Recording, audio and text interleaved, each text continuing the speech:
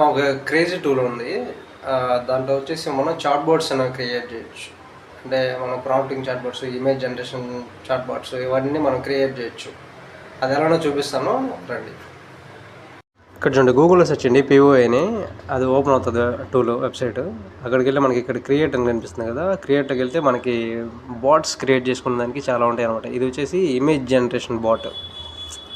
Images మనం create చేస్తాం కదా, దానికి ప్రాంప్ట్స్ అనేది జనరేట్ చేస్తుంది. సో దాన్ని మనం సెలెక్ట్ చేసి దానికి ఒక బాట్కి ఒక నేమ్ ఇచ్చేసి చాట్‌జీపీటీకి వెళ్ళి మామూలుగా ఇమేజ్ జనరేషన్ బాట్ని క్రియేట్ చేయాలి, ఒక ప్రాంప్ట్ క్రియేట్ చేయండి, full end to end prompt అడిగితే అది ఇస్తుంది. అలాగే ఒక లోగో జనరేట్ చేసుకొని అక్కడ పేస్ట్ చేయండి. పేస్ట్ చేసి మీరు పబ్లిష్ చేశారంటే ఈ విధంగా ఇదిగోండి బాట్ క్రియేట్ అయింది చూడండి. బాట్ టీజెన్జీ అనే ఉంది. సో 1 అలా బాట్స్ మీరు క్రియేట్ చేయొచ్చు.